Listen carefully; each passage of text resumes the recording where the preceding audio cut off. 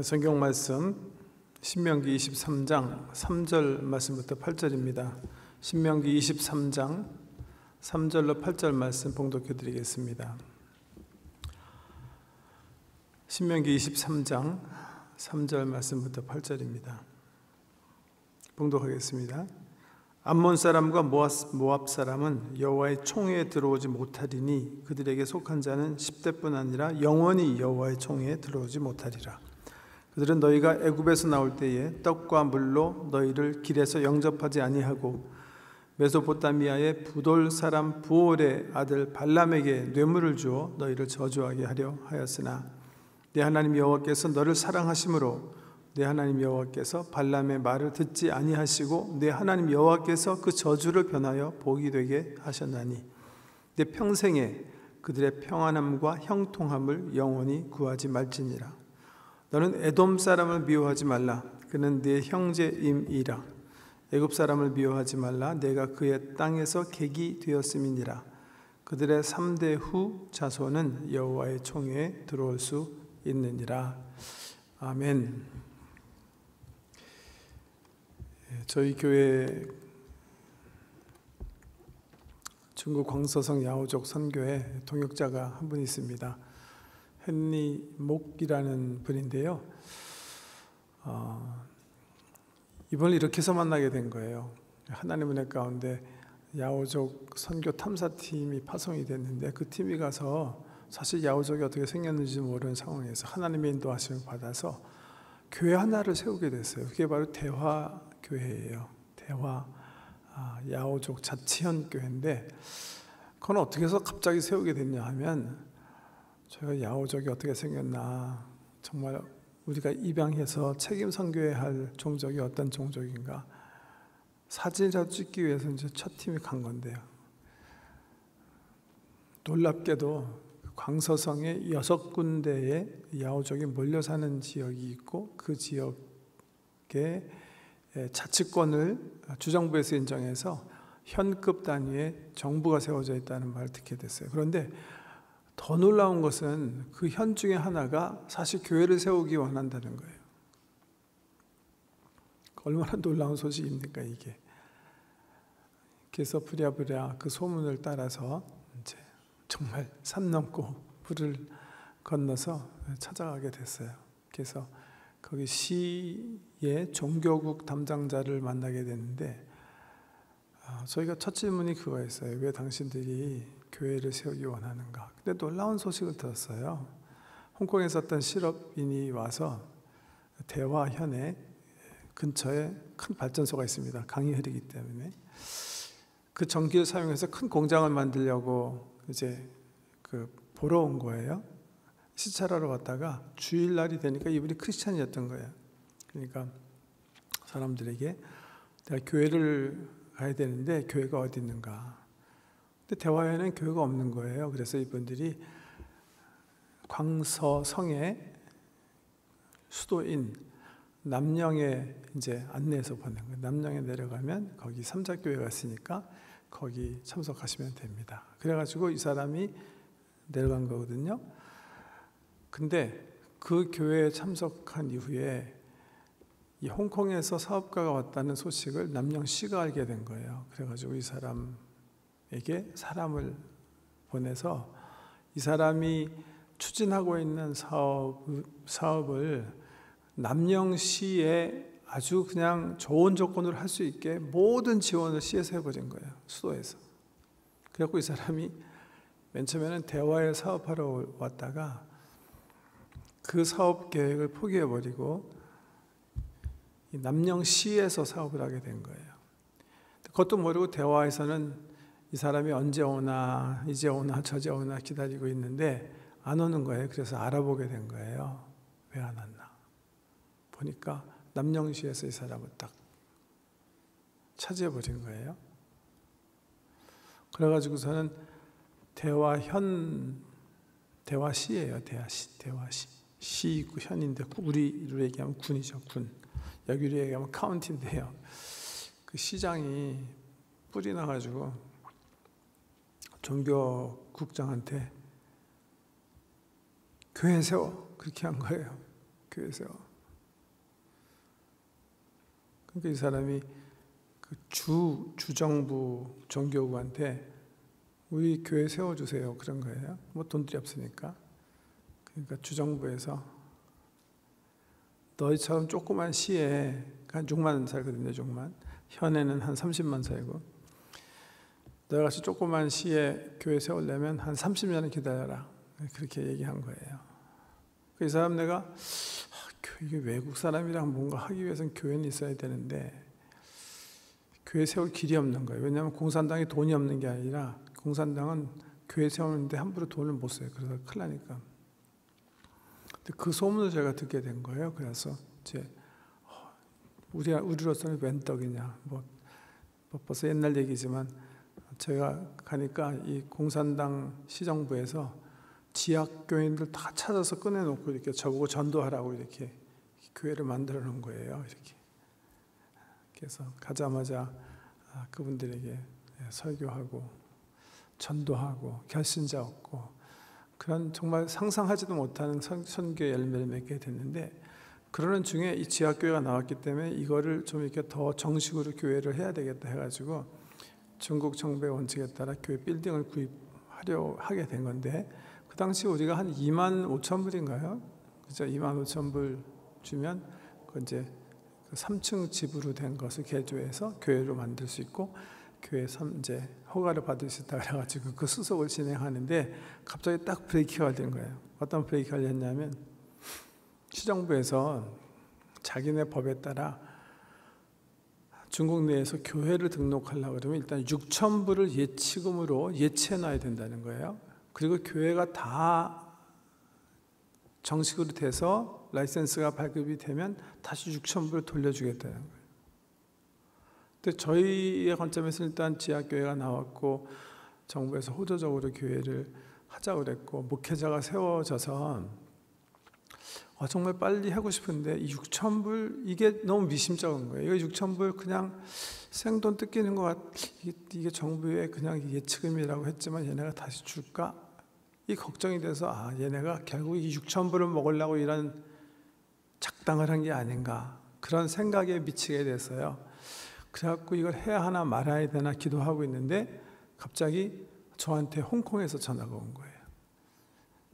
자기를 소개하면서 자기는 홍콩 중문대학의 헨리 목이라는 경제학 교수고 토론토 대학교에서 경제학 박사학위를 공부했었고 자기가 광서성에 선교하러 여름방학 때마다 방학할 때마다 들어가서 선교를 하는데 그러던 중에 저희 교회에서 이 대화연의 교회를 건립한다는 소식을 들었다는 거예요. 그리고 지금 망설이고 있는 이유가 6천 불 예치금 때문에 망설이고 있다는 사실을 전해 들었다는 거예요. 그래서 하는 말이 그것은 중국에서는 지금은 법이고 그분들이 거짓말을 하는 게 아니라 사실을 말하는 겁니다. 그런데 나는 정말 대화의 교회가 세워지길 원하기 때문에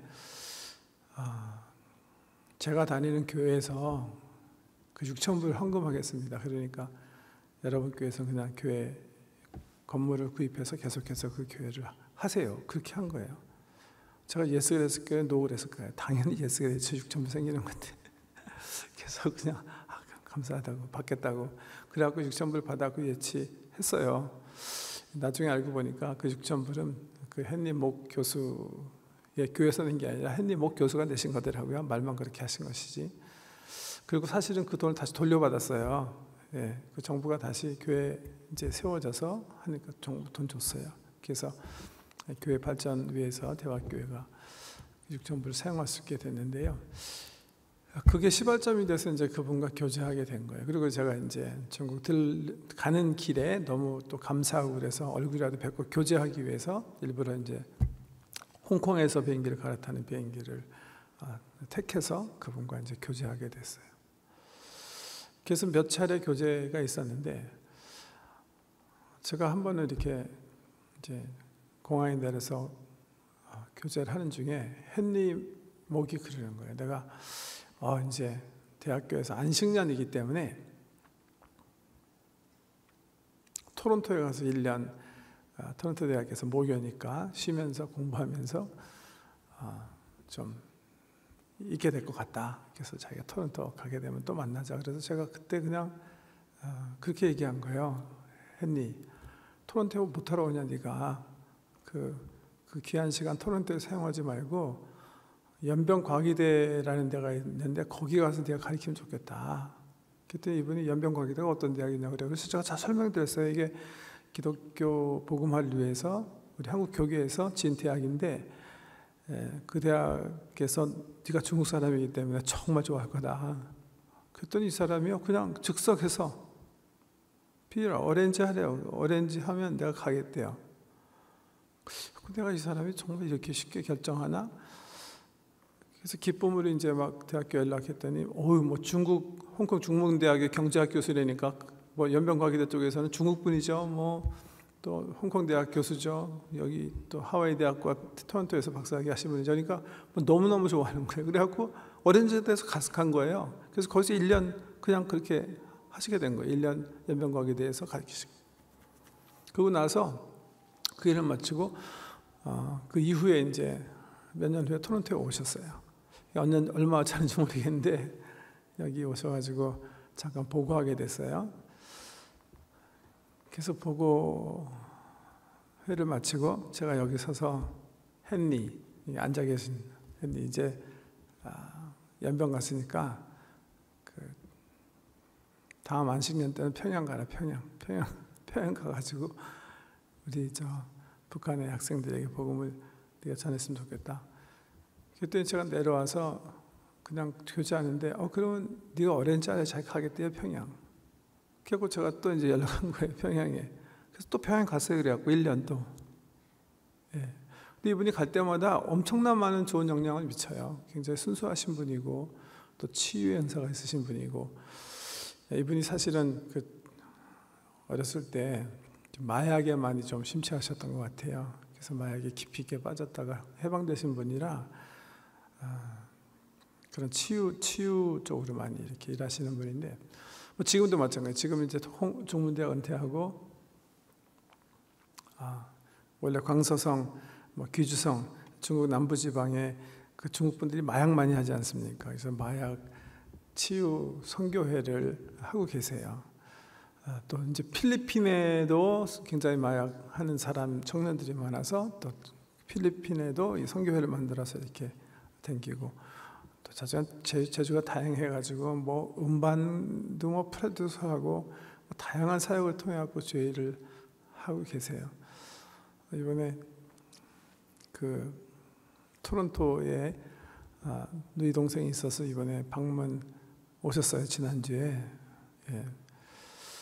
그래가지고 이제 저희 교회 방문하겠다 그래서 오늘 이 강단에서 서서 선교 보고 겸 기쁨을 함께 나누려고 했는데 안 온 거예요. 그래서 제가 지금 막 시간 끌고 있는 거예요.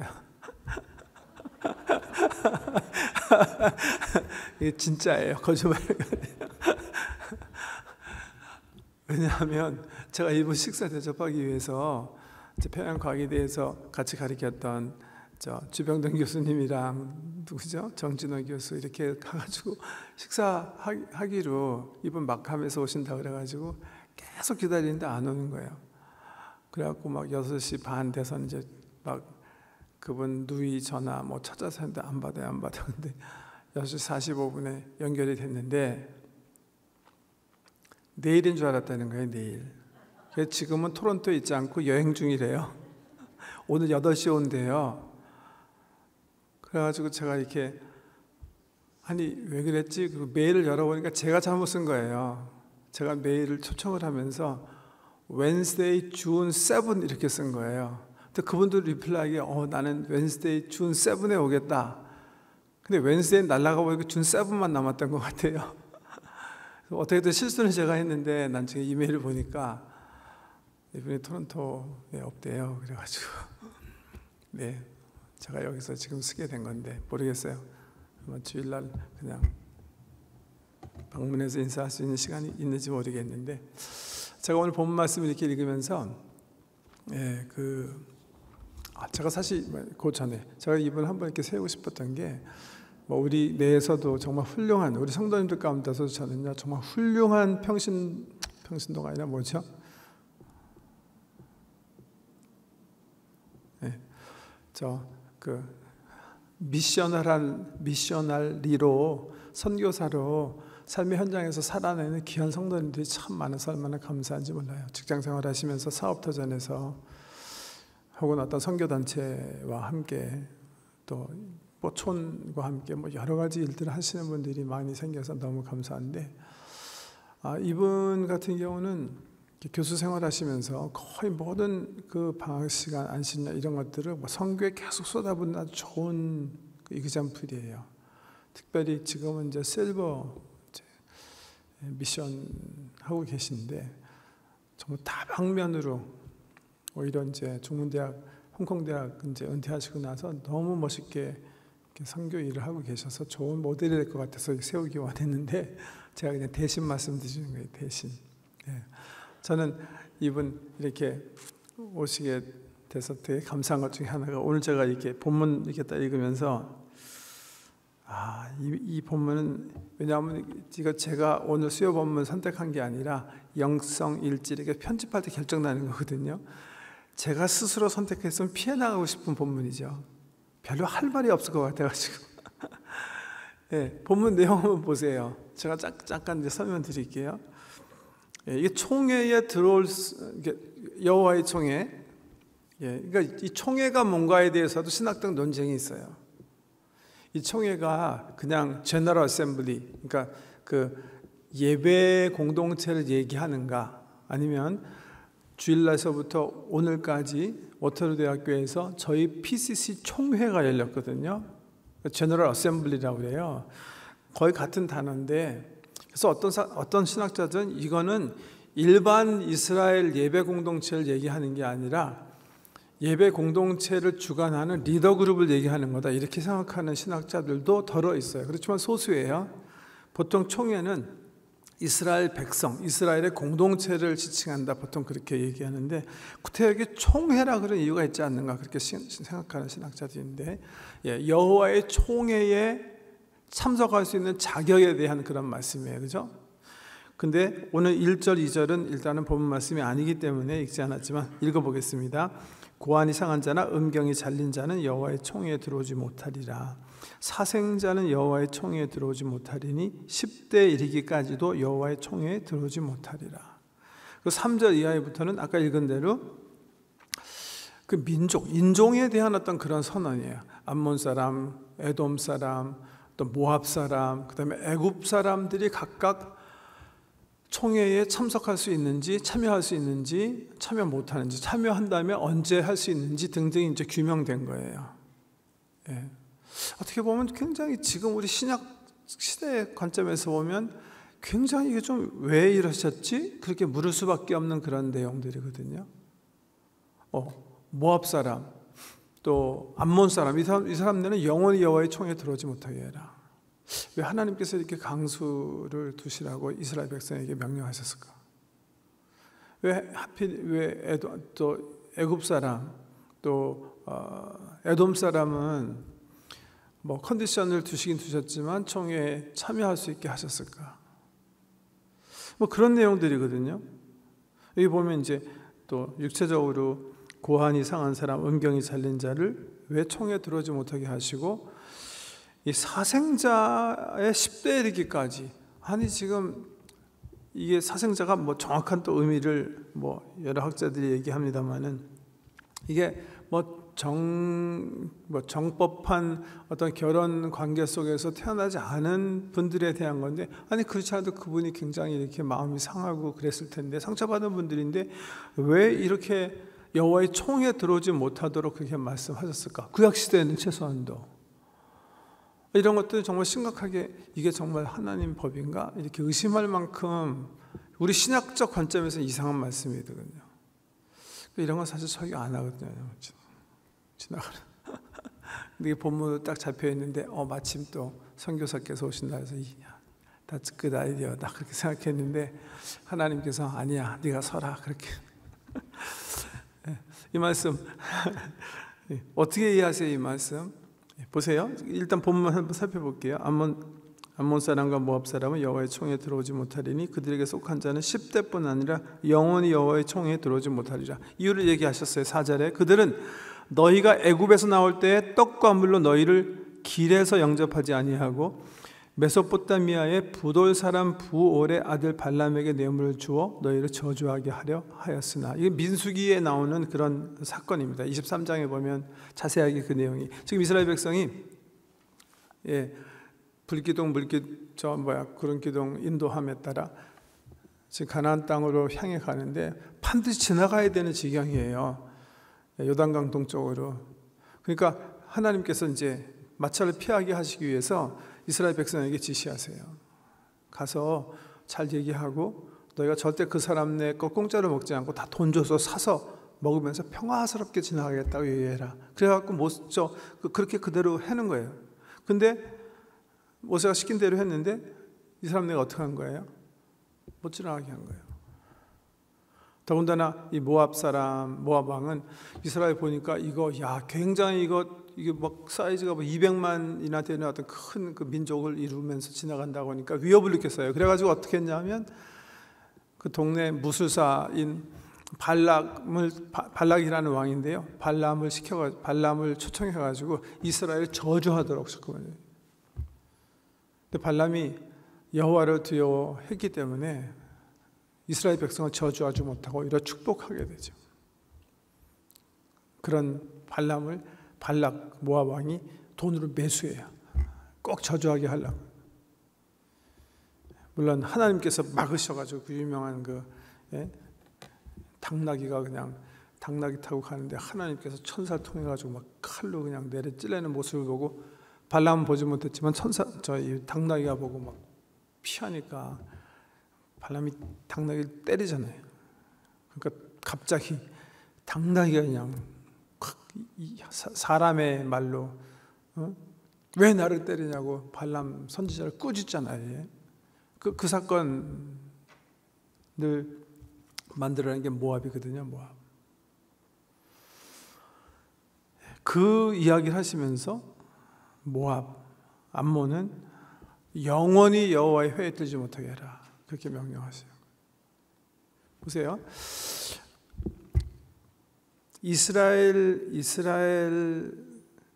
백성을, 이스라엘 총회를 구약의 교회의 관점에, 하나님 구속 역사의 가장 핵심으로 하나님 마음속에 들어가 있는 구약의 교회라고 생각할 때 이 말씀은 얼마나 하나님께서 교회를 중요하게 생각하시는지 하나님의 마음이 담겨있는 그런 말씀이다, 이렇게 이해할 수가 있어요.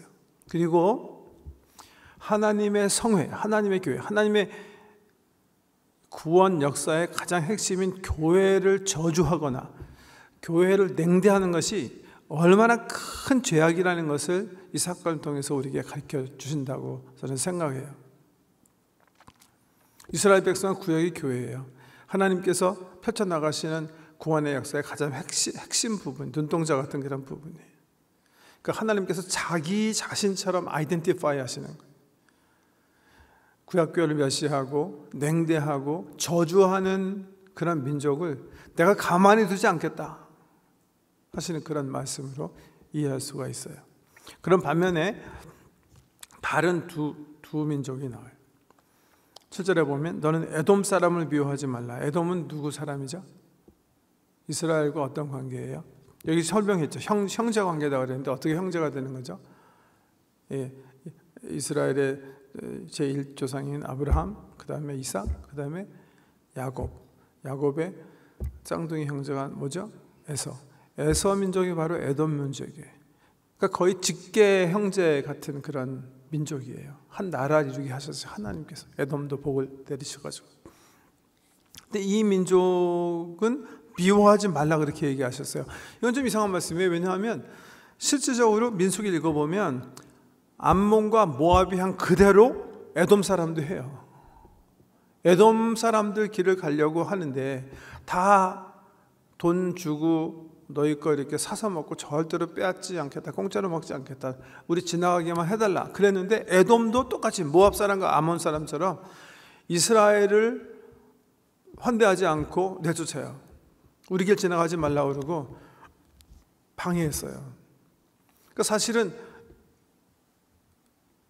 이 모압 암몬과 같이 똑같이 취급해야 맞는데 하나님께서 그렇게 하지 말라고 그러죠. 그 이유는 딱 하나예요. 에돔은 너와 피를 나눈 형제이기 때문에 암몬 대하듯이 모압 대하듯이 그렇게 하지 말아라. 그렇게 말씀하세요. 한 형제이기 때문에 그렇다. 그것도 우리 교회 관점에서 의미가 있는 거예요. 교회 내에 서로 우리가 잘못하고 실수했을 때 우리가 어떻게 대해야 되는가.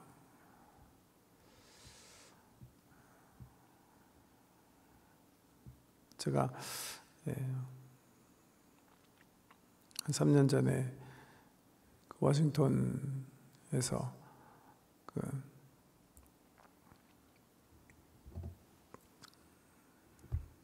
멘토링 모임 그래가지고 젊은 목사님들이나 신학대 학생들을 지도하는 그런 모임에 목사로 초청을 받은 적이 있어요. 사귐의 기도라는 책을 쓰신 목사님, 누구죠? 김영복 목사님 뭐라고 해가지고 월요일부터 수요일까지 2박 3일 동안 하는데 가서 보니까 김영복 목사님 혼자 주최하는 게 아니라 준비를 하지 않고 나왔기 때문에 이렇게 막 조이 신문사 이름 뭐죠? 조이앤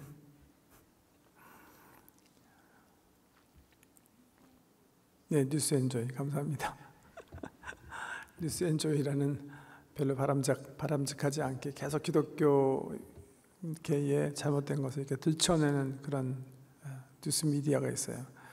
그 미디어랑 김영보 목사께서 둘이서 주최하는 걸 전 몰랐었어요.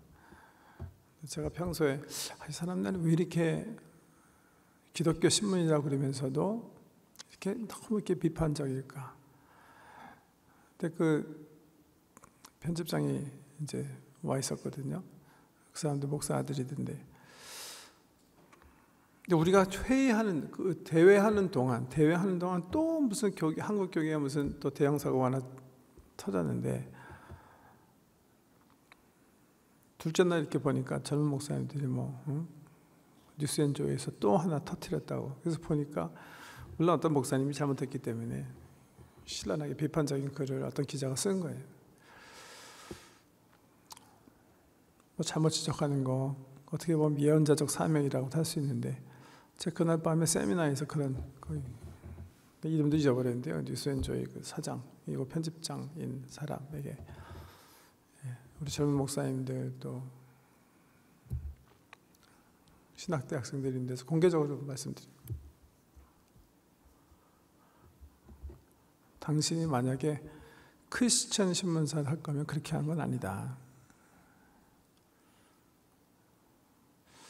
만약에 당신이 크리스찬이라면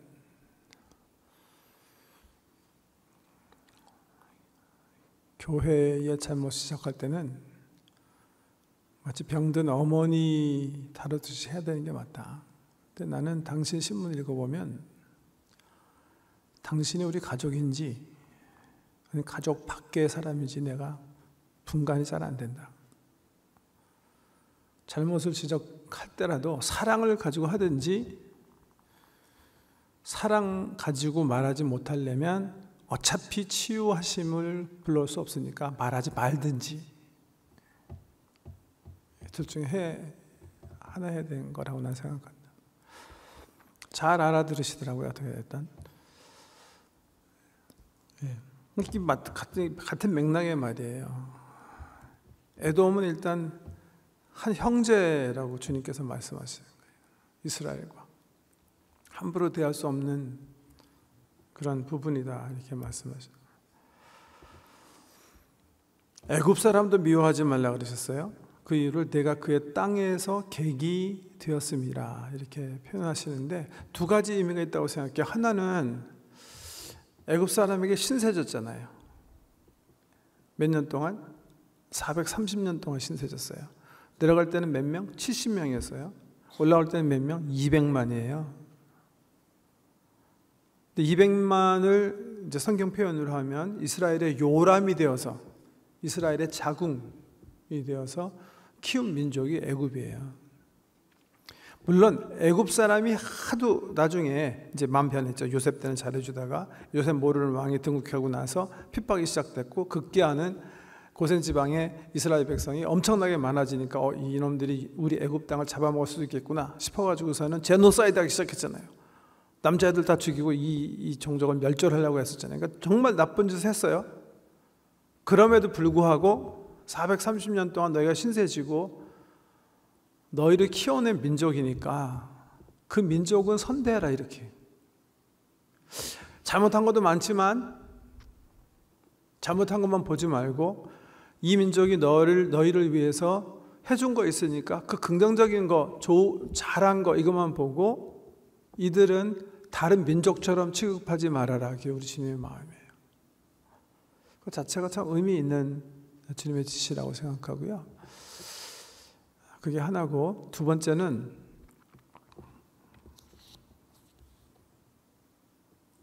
두 번째 포인트는 이스라엘 자신이 애굽에서 어떤 생활을 했어요? 객이었잖아요. 이스라엘 백성 자신이 서러움을 당해 본 사람이잖아요.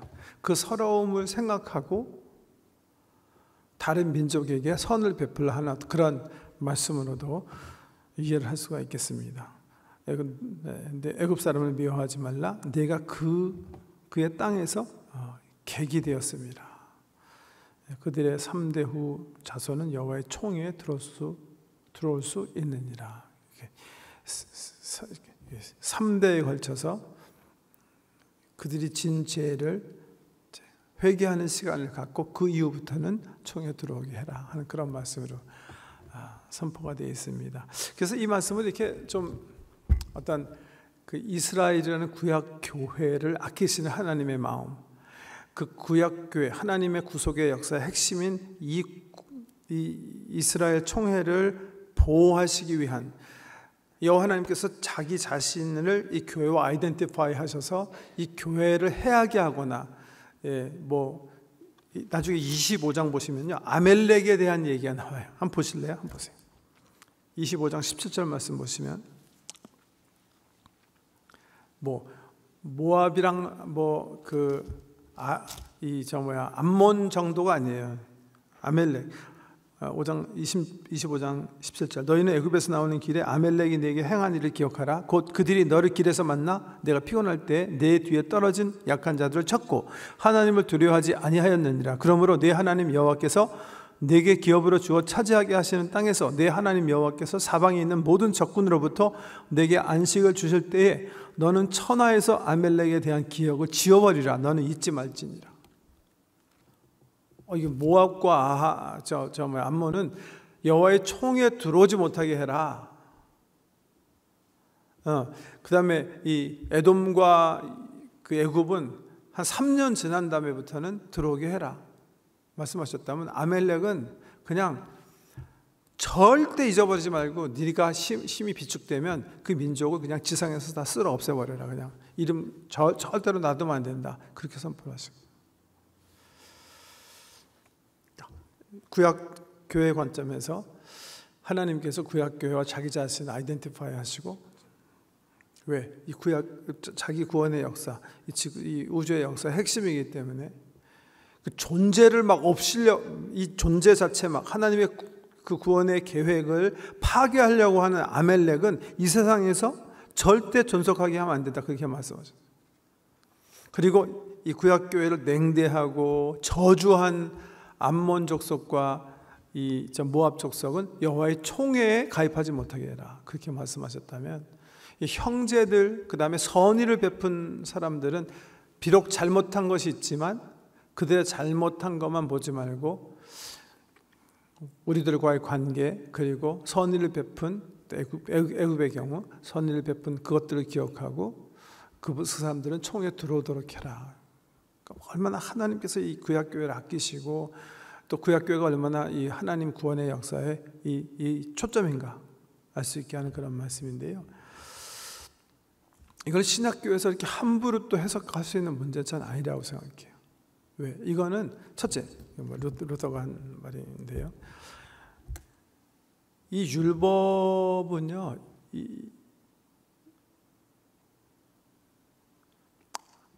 하나님의 벤전스예요. 하나님의 복수예요. 하나님께 범죄한 거에 대해서 하나님께서 복수하시는 것이고, 이스라엘이라는 공동체를 지금은 어떤 그 복수의 대리인으로 사용하신다는 거지, 이스라엘이 복수할 수 있는 자격은 아니라는 거예요. 이해가 되세요? 우리가 교회예요. 그래서 교회를 해야 하는 세력을 우리가 정죄할 수 있어요? 그럴 수 있으면 좋겠는데 우리는 자격이 없어요. 왜냐하면 우리가 같이 죄를 범하기 때문에 그러는 거예요. 그 죄를, 그 죄지에서 벌을 실행할 수 있는 분은 하나님이세요. 그러니까 이 말씀을 이해할 때 우리가 이해해야 되는 것은, 여기서 지금 이 법대로 행하려고 하시는 것은 하나님이시고, 하나님이 지금 분노하셨기 때문에 하나님이 이스라엘이라는 대리인을 사용해서 이렇게 실천하시는구나, 이렇게 이해해야 돼요. 제가 무슨 말 하는지는 신약적 관점에서 이 말씀을 생각해 보면 잘 알 수가 있는데, 신약에 보면 당연히 이건 다 해방된 거예요. 그죠?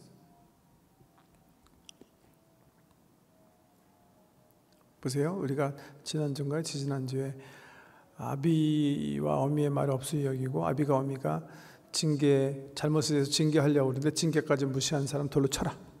동네 사람 성중 장로들에게 끌고 가가지고 애를 다 쳐서 죽여버려라. 그래서 너희 가운데 악을 제해버려라. 그렇게 말씀하셨어요. 간음하다가, 어떤 사람이 간음을 하면, 결혼한 자가 가능하면 그 사람도 잡아다가 돌로 쳐 죽여라. 그래서 너희 성중에 악을 제해버려라. 이 율법에 있는 말씀들이거든요. 어떻게 우리가 이 말씀대로 살아낼 수 있어요? 네, 확실한 건 이거예요. 하나님은요, 그런 죄에 대해서 분노하신다는 거예요. 하나님께서 정하신 법은 죄에 대한 벌은 사형이에요. 그렇게 하나님은 그런 거를 막 싫어하세요. 총회, 거룩한 총회이기 때문에, 하나님이 흠이 없으시고 하나님이 온전하신 분이시기 때문에 온전함을 요구하시는 거예요. 타협하거나 섞인 거 원하지 않으시는 거예요. 근데 그게 우리 하나님의 의로운 부분이라는 것을 이해시켜 주는 게 바로 구약이라는 사실을 아셔야 돼요. 근데 하나님께서 이 의로움을 우리에게 그대로 요구하시지 않는 게 신약인 거예요. 신약에 보면 이 구약을 우리가 어떻게 이해해야 되는가, 해석해야 되는가 알려주는 정말 중요한 사건이 있어요. 요한복음 8장에 어떤 사건이에요? 간음하다가 현장에서 걸린 한 여인을 율법에 따라서 심판하고자 하는 유대 종교 지도자들, 그분들이 뭐라 그랬죠? 율법에 보면 돌로 쳐서 죽이라 그랬는데 당신 어떻게 할 거예요? 그때 예수께서 하신 말이 굉장히 중요한 거예요. 너희 가운데 죄 없는 자가 먼저 돌로 쳐라. 여기서 말씀하시는 게 이 구약의 관점에서 해석의 가장 중요한 원리예요. 이 구약법대로 우리가 사람을 처벌할 수가 없는 거예요. 왜? 같은 죄를 범하며 살기 때문에. 하나님은 하실 수 있는 거예요. 하나님은. 우리 예수님은 그 여자 돌로 칠 수 있는 거예요. 율법대로. 왜? 율법을 다 온전하게 지키신 분이기 때문에. 그런데 이 세상에 아무도 이 구약에 가르쳐주신 율법대로 죄 범한 사람을 처치할 사람이 없어요.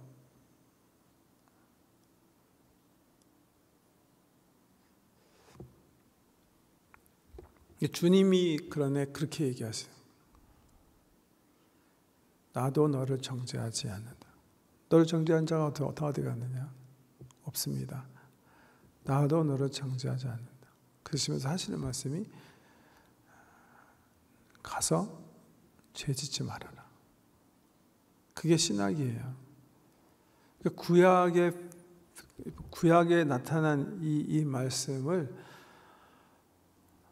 우리가 사회에서 만약에 이렇게 이 하나님께서 말씀하신 뜻을 실현하려고 그러면 그 사람이나 그 에이전시, 그 사회는 확실히 알아야 되는 게 있어요.